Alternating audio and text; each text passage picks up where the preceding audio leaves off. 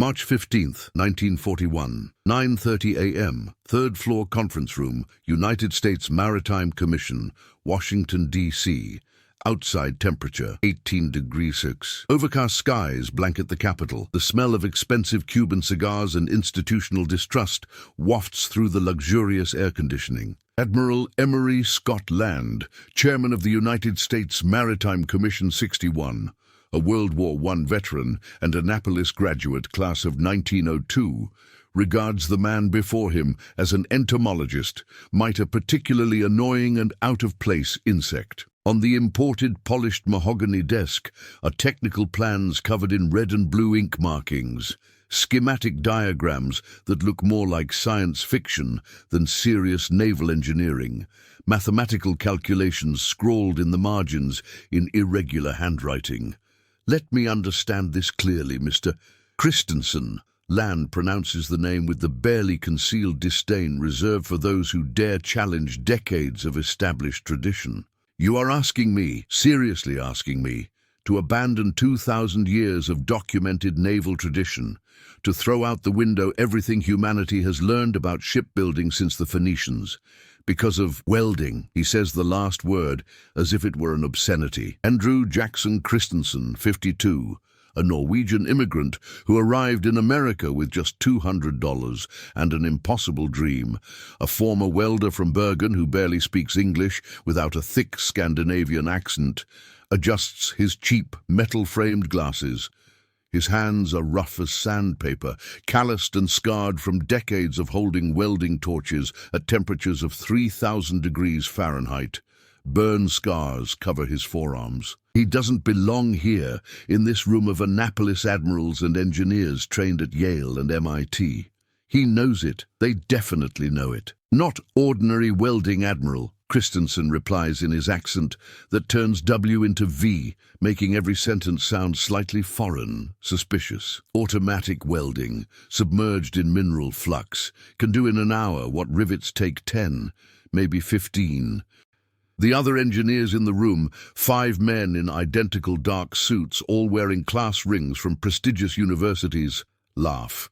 Not polite, restrained laughter, but the open laughter of men who think they're listening to a complete idiot propose the impossible. 1 hour versus 10. Captain Charles Edison, 48, the Commission's chief engineer, grandson of inventor Thomas Edison, and heir to a tradition of innovation that apparently doesn't apply here, wipes tears of laughter from the corners of his eyes. "Mr. Christensen, is that really the name? Do you have any idea how many rivets a standard Liberty ship has?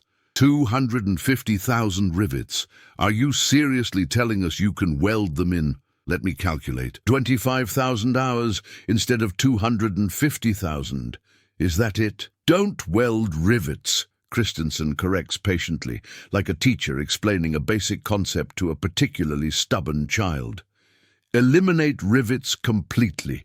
Continuous welding, uninterrupted strands of molten metal, faster than riveting, stronger than riveting, much cheaper than riveting." The laughter grows in volume and cruelty. Someone at the back of the room mutters loud enough for everyone to hear, "Crazy Norwegian. Completely crazy." Land lights an H. Upman Cuban cigar, courtesy of the Pre-Batista ambassador, deliberately blowing aromatic smoke in Christensen's direction. It's a gesture of dominance, of territory, of who belongs and who doesn't. "Sir, allow me to educate you on a fundamental fact of naval engineering. Ships are riveted, always have been, since the Phoenicians 3,000 years ago. Since the Vikings, your own Norwegian ancestors, by the way, who built dracars that crossed oceans using, what? Oh yes, wrought iron rivets. Rivets are tested for millennia. Reliable, proven. Welding?" He pauses for dramatic effect. "Welding cracks under stress. Welding fails in salt water.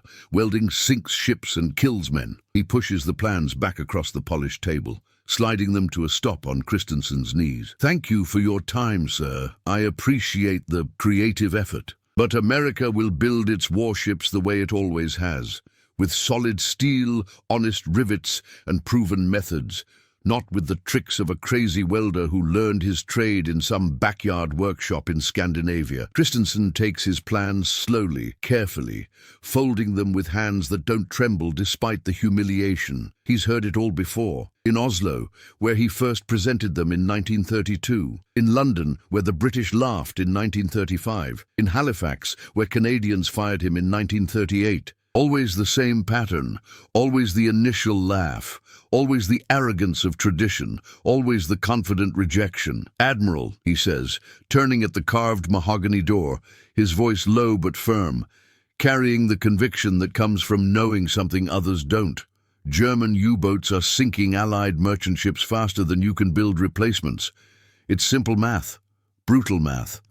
If this rate continues, Germany will win the war of attrition in the Atlantic before 1943. My welding can change that math. It can completely reverse it." "Thank you for your patriotic concern," Land responds with razor-sharp irony. "But I'm sure the United States Navy, with 165 years of naval tradition, knows how to build ships better than an immigrant welder." The door closes. The echo resounds through the marble corridor.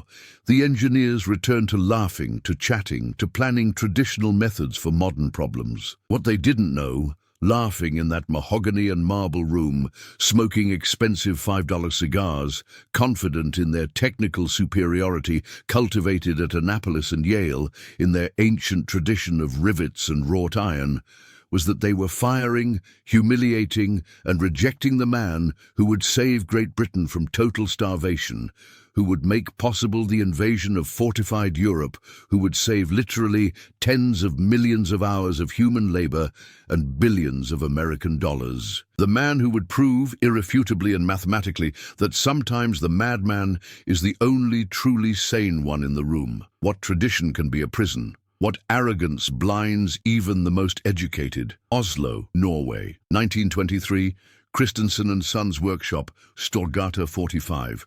Permanent smell of molten metal, machine oil, and boundless ambition. Andrew Jackson. Christensen wasn't born an engineer with a framed diploma. He was born a welder with calloused hands, the son of a welder, the grandson of a welder, the great-grandson of a blacksmith who worked in Viking shipyards, recreated for tourists.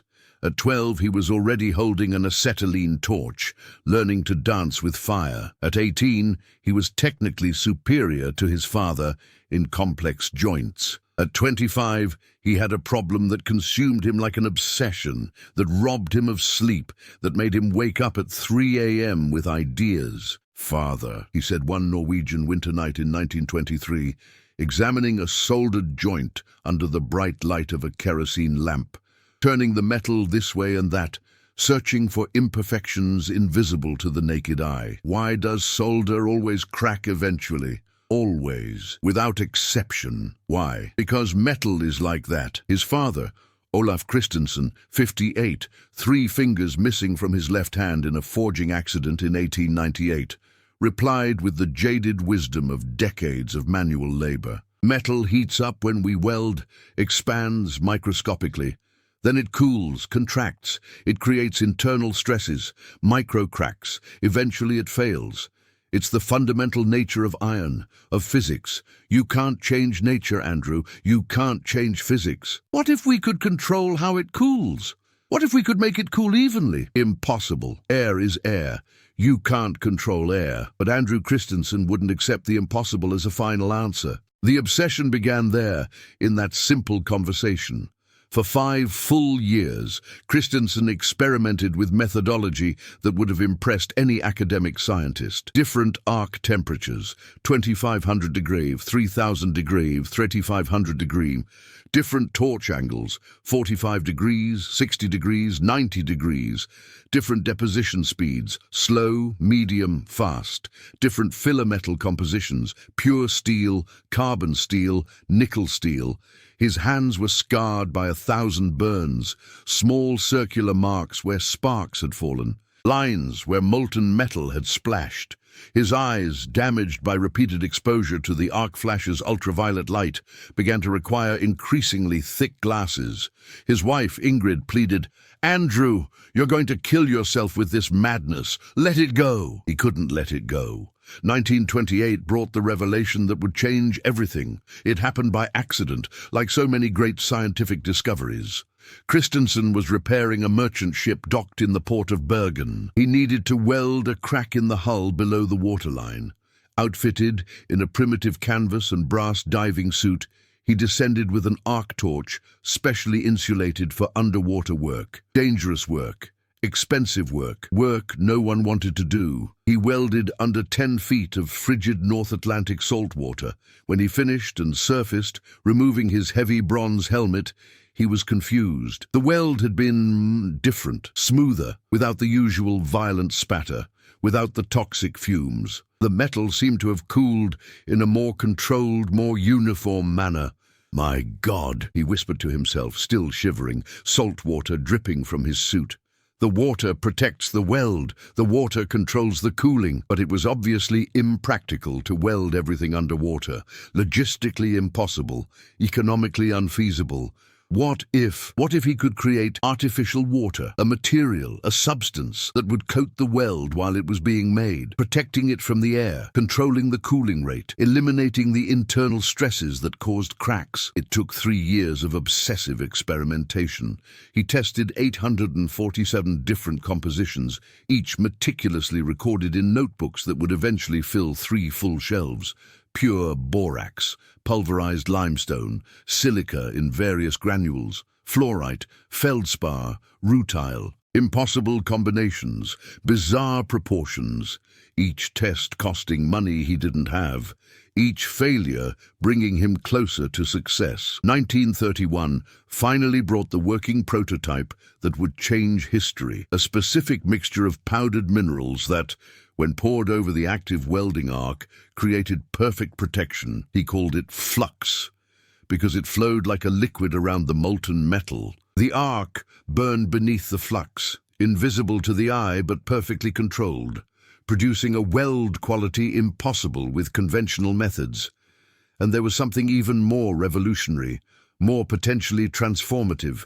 The process could be completely automated. Instead of a welder holding a torch manually, tiring after hours, making small errors due to fatigue, the torch could be mounted on a mechanical rail that moved on its own at a perfectly constant speed, depositing continuous, uniform, perfect weld, hour after hour after hour.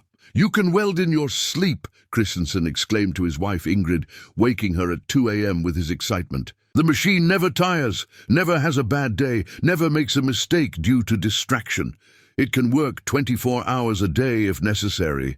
But there was a devastating problem. No one, absolutely no one, wanted his invention. From 1932 to 1940, 8 full years of brutal rejection, Christensen took his invention to every major shipyard in Scandinavia: Bergen, Oslo, Copenhagen, Stockholm. Everyone laughed in the same way. "Welding is unreliable for serious shipbuilding. Rivets are a 1,000-year-old tradition. Who would trust their life to welding done by a soulless machine?" He tried England, same exact response. France, openly ridiculed. In 1939, desperate with his life savings exhausted, he made a desperate decision. He went to America with his last hope. He arrived at New York Harbor on March 15, 1939, with exactly $200 in his pocket, unable to speak English fluently, and carrying a prototype of his automatic welding machine in a wooden box that he had built himself. The first American test was during the construction of a bridge over a river in New Jersey. The chief engineer, skeptical but curious, watched the machine weld a structural steel beam in 1/10 of the time it would take with traditional riveting. "Very impressive for a bridge," he reluctantly admitted. "But a bridge is not a ship. Bridges stand still, ships flex constantly, waves, storms, torsion. Your weld will crack under sea stress. Inevitable. Christensen was rejected 47 times in 2 years, 47 submissions, 47 rejections, some polite, many cruel. He survived by doing ordinary welding jobs in workshops, saving every penny to continue developing his machine. But then Pearl Harbor happened, December 7th, 1941. And suddenly, urgency trumped tradition. Suddenly, speed mattered more than conformity. Suddenly, America needed ships. Lots of ships, fast. No one imagined that this crazy welder's trick, this strange machine, built in a workshop basement that looked more like a cartoonist's invention than a serious industrial tool, carried the potential not only to change shipbuilding, but to completely revolutionize all heavy industrial manufacturing for the next 80 years and beyond. April 1942, Richmond Shipyard No. 2, Richmond, California. First ship built with Christensen's experimental automatic welding, SS Richard Henry Lee. Temperature, 22 degrees 6, clear sky, smell of heated metal and nervous anticipation. The decision to finally test Christensen's automatic welding on a full scale came not from confidence or vision, but from sheer mathematical desperation. Henry J. Kaiser, owner of the shipyards and himself considered mad by many for his unorthodox methods, was under brutal, impossible pressure from Washington to produce Liberty ships faster. Every day of delay meant Allied sailors dying in the Atlantic. He would bet on anything, anyone, any method that promised speed. "Give the crazy Norwegian a chance," Kaiser said in a meeting with his senior engineers. "Worst case scenario, we lose a week of production. Best case scenario, we completely change the game." Christensen set up his machines in a designated section of the ship under construction. 20 automatic welding machines, each the size of a washing machine, followed steel rails along the planned hull joints. Traditional engineers, master builders with 30 years of riveting experience, watched with toxic skepticism, a barely concealed desire to see the experiment fail spectacularly. "It will fail," predicted foreman James McGregor, 54, a Glasgow Scot who had worked on Clydeside before immigrating. "It will fail badly, and when it fails, we'll go back to the tried and true methods and stop wasting precious time on fantasies." April 15th, 1942, brought the first officially observed test. The machines were fired up simultaneously. The sound was completely unfamiliar to anyone familiar with traditional shipbuilding. Instead of the familiar, comforting tap-tap-tap of pneumatic hammers driving rivets, there was only a continuous, almost meditative electrical hum. Beneath layers of mineral flux that resembled grey sand, invisible arcs deposited molten metal in perfect, uninterrupted strands, like tireless robots. "Too fast," McGregor muttered, peering through dark goggles. "It's depositing solder too fast. There will be air inclusions, bubbles, microscopic weaknesses. It will crack under pressure." But when they inspected the first complete joint, using all available methods, industrial radiography revealed 0 defects. The liquid dye penetration test passed with no indication of cracking. The hydraulic pressure test exceeded specifications by a 15% margin. "Lucky," McGregor grunted, unable to admit what he was seeing. "Pure luck. Let's see what happens when we test it in real water, with real waves, real temperature, real stress." April 27th brought the official sea trials. The SS Richard Henry Lee, built in a hybrid fashion, 50% riveted using traditional methods and 50% welded using Christensen's revolutionary method, put to sea off the coast of California for structural testing. Day 1, calm seas. Day 2, moderate seas. Day 3, an unexpected storm blowing in from the Pacific. 30-foot waves pounding the hull. Conditions that should have revealed any structural weakness immediately. The ship groaned under stress. It flexed as all ships do. And then, at 2:23 p.m. on the third day, crack! A sound like a high-caliber rifle shot echoed through the steel hull. Sailors rushed from their posts to inspect. They found the crack quickly, but it wasn't in the Christensen welded section. It was in the rivets. The traditional section, the reliable and tested section, had cracks beginning around several rivets under the twisting of the waves. The welded section was completely intact. "Impossible," McGregor said, examining it himself with a magnifying glass, touching the cracks with trembling fingers. There must be some explanation. Maybe these particular rivets were defective. Maybe. There was no maybe. The evidence was crystal clear. The weld was structurally superior. But then came the real disaster that almost killed the project completely. May 10th, 1942, North Sea, SS Richard Henry Lee, latitude 70°, longitude 15°E, air temperature 15°C, water temperature 2°C, rough sea state 6, wind 45 knots. The ship was on its third convoy to Murmansk, carrying 8,000 tons of Lend-Lease supplies to the Soviet Union, ammunition, tanks, canned food, materials Stalin desperately needed to stop the German advance. When it happened, the captain, James O'Reilly, a 30-year veteran of the sea, was asleep in his cabin. At 3:47 a.m., boom, a massive explosion woke the entire ship. But it wasn't a U-boat torpedo. It was from within the ship itself. The automatic welding section, the upper section, had cracked catastrophically. No small crack. The metal literally split in a nearly straight line, 20 meters long. Icy North Atlantic water gushed in at a terrifying volume. The ship nearly sank right there.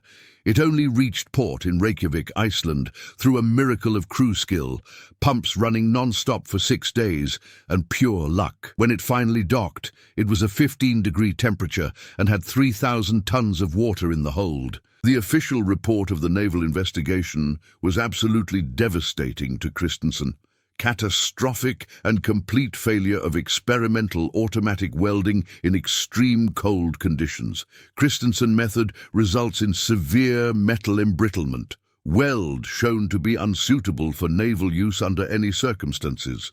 Formal recommendation: abandon experiment immediately and return to proven riveting methods. The American press lashed out with sensational headlines. "Experimental shortcuts kill sailors" was the front-page headline in the New York Times. "Crazy invention nearly sinks American warship," screamed the Chicago Tribune.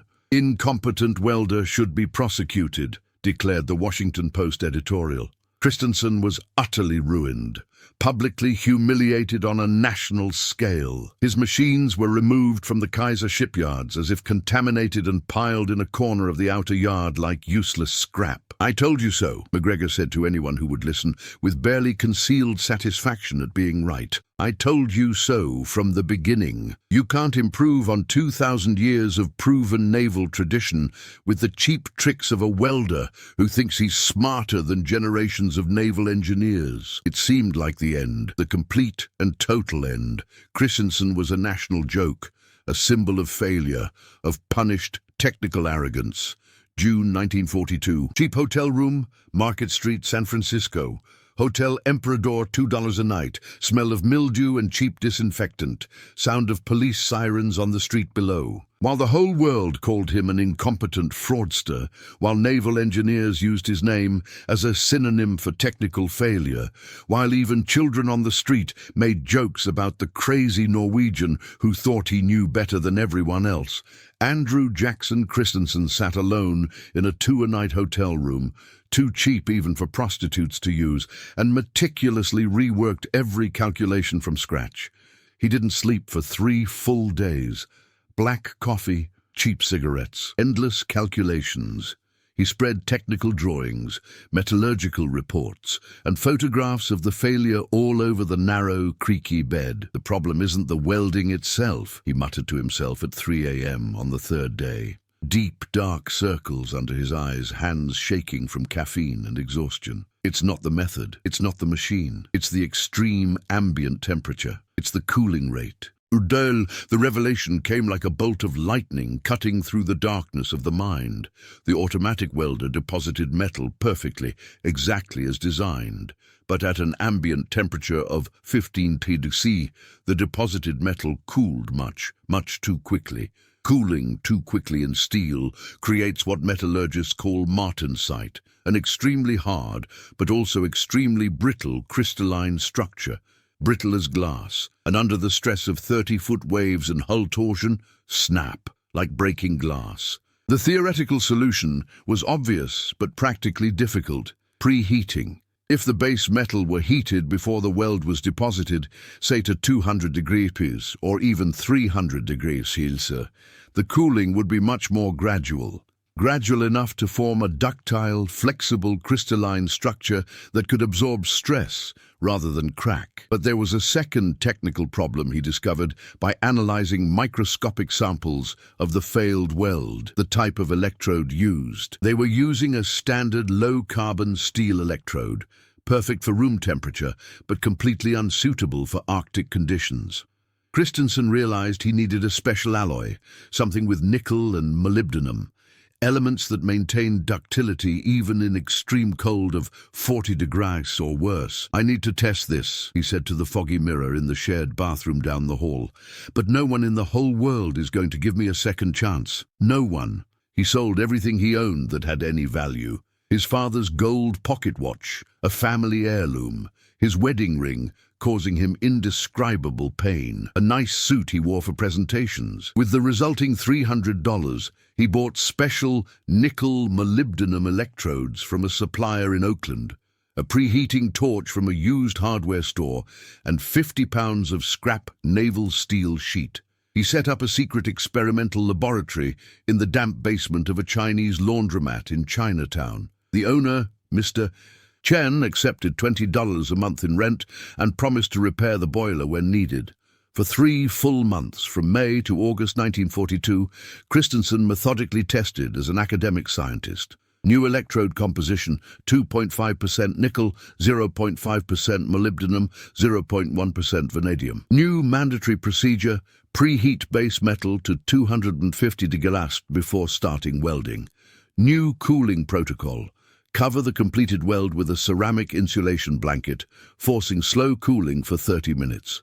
He tested each sample destructively. He immersed it in liquid nitrogen at 196 degrees, hammered it with brutal force.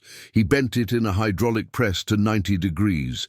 The first samples cracked like glass. The next ones improved. The 15th composition didn't crack. He bent it 90 degrees after cryogenic cooling and showed no visible or microscopic cracks. "It works," he whispered to the empty basement. "It works perfectly." September 1942, Office of Captain Edward Cochrane, Bureau of Ships, Washington Navy Yard. The critical moment. Christensen only got a 20-minute audience with one man, and only because he lied to his secretary, saying he had urgent information about sabotage. Captain Edward Cochrane, 48, responsible for emergency shipbuilding for war, was different from most. He wasn't a career engineer from Annapolis. He was a civil engineer who joined the Navy in 1940 when he saw war coming. He had the open mind of someone who saw men dying daily in the Atlantic, while bureaucrats in Washington debated procedures and protocols. "Mr. Christensen," Cochrane said, checking his wristwatch, clearly irritated at having been deceived, "I have exactly 20 minutes before my meeting with Admiral King about destroyer production. My secretary said you had information about sabotage. If you lied to get this meeting—" "Not external sabotage," Christensen interrupted. "Internal sabotage. Sabotage of ignorance, of tradition, of refusal to accept evidence." Cochrane stopped. "Go on. 15 minutes now." Christensen set up a quick demonstration he had practiced 50 times. 2 1-inch thick naval steel plates. He welded one using the old 1920s method without preheating, with a standard electrode. He welded the other using his new revised method, preheating to 250 degrees and using a special nickel molybdenum electrode and controlled cooling. The entire process took 12 minutes, with Cochrane observing silently. "Now comes the crucial test," Christensen said.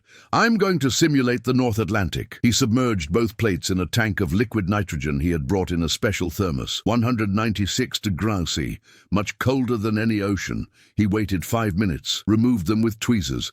Then he took a 5-pound hammer and hit the first board with full force. Crack! The weld broke instantly. Metal cracked in half. He hit the second plate, the one welded using the revised method, with even greater force. Nothing, not even a micro crack. The metal absorbed the impact and remained perfectly intact. Cochrane was silent for a long time, much longer than 15 minutes. Finally, "Can you replicate this exactly on a real production scale, in a shipyard, with normal workers, not specialists?" "Yes, Captain, and I can build a complete ship in 40% less time than the traditional riveting method." 40%? At least, possibly 50% with optimization. Cochrane made a decision in that moment that would literally change the course of the war. You have one ship, a single ship. If it performs perfectly, without failure in a full Arctic test, you will have a contract for 100 ships. If it fails, he paused, looking Christensen directly in the eye. If it fails, you will be formally charged with sabotage of the war effort and arrested. Understand? I understand perfectly, Captain. Then don't fail. November 1942, Richmond Shipyard. Number 3, SS Robert Peary. The test that decides I went all out. Using Christensen's completely revised method, mandatory preheating, a special nickel-molybdenum alloy, and strict cooling temperature control, workers began constructing the SS Robert Peary completely, 100%, with automatic welding. No rivets, except at a few specific non-critical structural points. It was a total gamble, all or nothing. The numbers started rolling in immediately, and they were simply staggering. Day 1. Traditional riveting would have 100 men installing approximately 2,000 rivets in a 10-hour shift. Christensen's automatic welding method had just 20 men supervising machines, completing 50 meters of continuous weld, the functional and structural equivalent of approximately 8,000 rivets, 4 times the production with 1/5 the workforce. Day 5. Traditional construction would be 30% complete if everything went perfectly.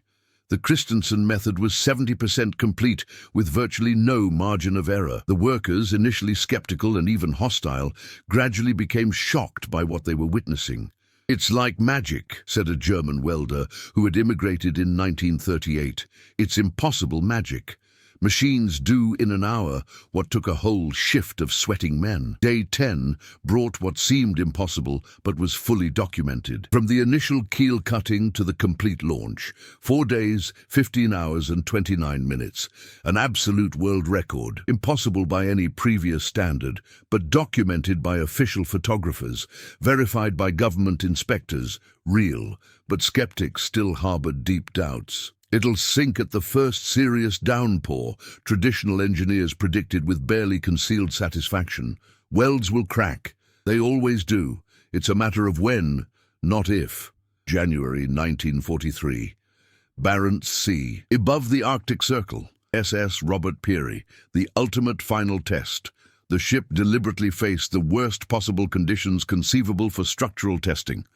A Category 4 Arctic storm. Air temperature of 25 degrees Celsius, wind chill of 40 degrees Celsius with wind. Waves of 50 feet, some reaching 60 feet. Ice continually forming on the deck, adding tons of dead weight. The hull constantly twisted under impossible stress. Onboard inspectors monitored every critical weld with instruments, strain gauges, thermometers, primitive portable ultrasound, desperately searching for any sign of failure that warranted skepticism. 0 structural failures, 0 cracks, 0 deformation beyond normal expected flexure. The ship behaved perfectly, absorbing punishment that would have destroyed older ships. O capitão James Morrison, veterano comercial de 25 anos, telegrafou pessoalmente para Washington. Peary performing far beyond expectation. Welded joints showing absolutely no stress whatsoever. Ship actually handles better than traditionally riveted Liberty ships, possibly due to more uniform structural integrity. Strongly request more Christensen welded vessels immediately. The multiplication began like an unstoppable avalanche. February 1943, 5 ships built entirely using the Christensen method. March 1943, 25 ships. April 1943, 50 ships. June 1943, 100 ships. The savings figures were relentless and devastating for older methods. Time savings per ship. Traditional riveting required 250,000 rivets multiplied by 3 minutes each, equaling 750,000 minutes total, or 12,500 labor hours. The Christensen method required approximately 2,000 hours of supervised automatic welding. Savings, 10,500 hours per ship. 10,500 hours of human labor saved. Per ship, unique. By end of 1943, ships built using Christensen method, approximately 2,000. Total cumulative savings, 21 million labor hours. By end of 1945, when war ended, total Liberty and Victory ships using automatic welding 5,500. Final total savings documented 57.7 million human labor hours, 57,700,000 hours, equivalent to 6,500 years of continuous labor by a single man, or 65 years of labor by 100 men, or 6.5 years of labor by 1,000 men. Saved, salvaged, redirected to other critical war efforts. March 1944.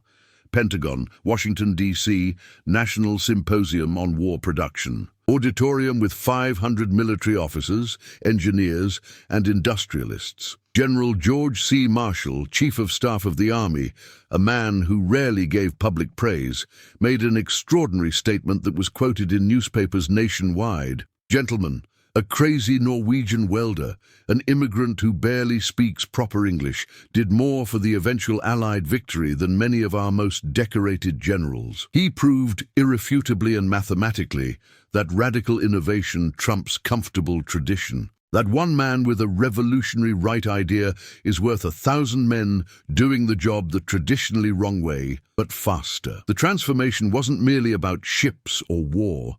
It was fundamentally philosophical about the nature of progress and knowledge. An ancient paradigm that has dominated for millennia. Tradition equals safety and predictability. Handcrafted craftsmanship equals guaranteed superior quality. Centuries-tested methods equal absolute reliability. Radical change equals unacceptable risk. Decades of experience equals irreplaceable wisdom. Christensen's paradigm that destroyed the old. Radical innovation equals the need for survival. Intelligent automation equals more consistent quality than variable human labor. New science-based methods equal the opportunity for exponential improvement. Radical change equals the only form of adaptation. Science and experimentation equal wisdom superior to tradition. Winston Churchill himself, upon being informed of Christensen's scale of success, commented in a speech to Parliament, "The Americans have completely democratized large-scale shipbuilding. A single ordinary welder can now do the work that previously required 10 highly trained riveters. It is industrial equalization that reflects democratic values applied to manufacturing."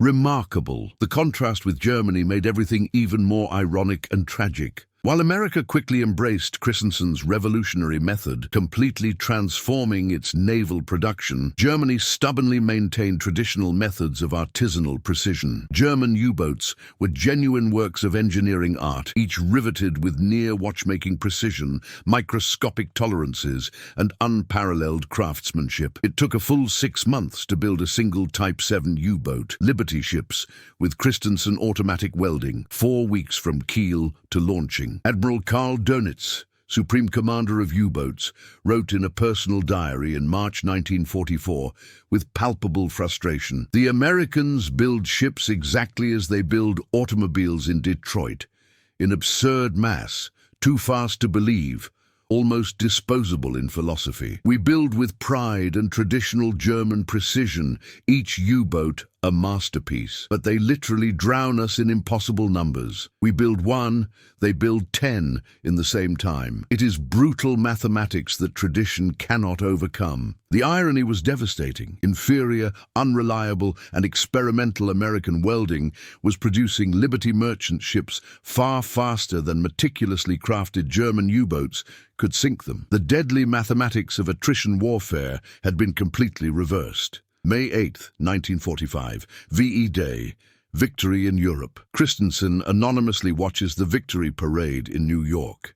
Times Square, crowd of 2 million people. An elderly man, now 56 but looking 70, with completely grey hair and thick scratched glasses, is lost in the delirious crowd. No one recognizes him. No one knows that the man pushed alongside them by the crowd fundamentally changed the course of the most destructive war in human history. He silently watches the ships in New York Harbor, hundreds upon hundreds of them, all soldiers using his method. All carrying victorious troops home, alive because ships arrived in time with supplies that enabled victory. A young New York Times reporter conducting random, everyman interviews for human interest stories approaches with a notebook. "Excuse me, sir. Can I quickly ask what you personally did during the war for our readers?" Christensen hesitates for a long moment. Then he smiles a small, tired smile. "I soldered a few things. Nothing major, just soldering." The reporter thanks him and moves on to the next person. Final official documented statistics. Ships built entirely or partially with the Christensen automatic welding method. 5,175 ships. Human labor hours saved compared to traditional riveting. 57.7 million hours. Estimated lives saved from convoys arriving faster with critical supplies. 40,000 to 50,000 human lives. Total costs saved in labor and materials, $2. $3 billion in 1945 US dollars, equivalent to approximately $35 billion in 2024 dollars. Admiral Land, 1946, writing his official memoirs, Chapter 7. "I must make a public confession that deeply shames me, but which I owe to history and honesty. In March 1941, I openly laughed at a Norwegian immigrant welder who promised to completely revolutionize shipbuilding with a method I called a charlatan's trick. I literally called him crazy. I rejected his idea without serious testing. He was wrong. Completely, humiliatingly, inexcusably wrong. Andrew Jackson Christensen saved more American and Allied lives than many of our most famous and decorated generals. And we, the so-called experts, made him beg and grovel for the chance to prove something that should have been obvious to anyone with an open mind. Our arrogance nearly cost the war." 1960, Christensen Welding Systems Factory, Newark, New Jersey. Christensen still working at age 71. Christensen, now 71 but still relatively healthy, still works daily in his factory. He still invents improvements. He still experiments. His automatic welding machines are now the absolute global industrial standard, used in shipbuilding, building structures, bridges, pipelines, everything. But he remains humble, almost unknown to the general public outside the metalworking industry. A newly hired young engineer, 24 years old, graduated from MIT with honors, asks during a coffee break, "Mr. Christensen, can I ask you a personal question? How exactly did you feel when literally everyone, every expert in the world, laughed at your idea and called you an incompetent lunatic?" The old welder removes his glasses and carefully cleans the lenses with a chamois cloth, a lifelong habit. They laughed because they genuinely didn't understand. This is completely normal in human history. People naturally have a deep fear of the radically new. But physics doesn't lie to anyone. Metal has no political or traditional opinion. If welding is objectively better structurally, then it's better, period. It doesn't matter what admirals from Annapolis or engineers from Yale think subjectively. But what if they had kept rejecting perpetually? What if they had never gotten a chance? Then I would have shown it to someone else, and then someone else, and then someone else. Eventually, inevitably, someone with an open mind would have listened. Evidence-based truth always finds a listener eventually.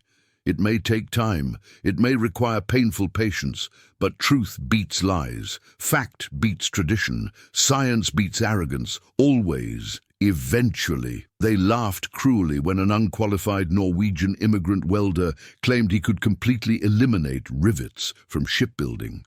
Admiral Land laughed out loud, calling him a madman who arrogantly wanted to destroy 2,000 years of proven tradition. Engineers trained at elite universities laughed, absolutely confident that welding was fundamentally inferior to honest wrought-iron rivets. They stopped laughing abruptly when Liberty ships began appearing ready in 4 weeks instead of the traditional 7 months.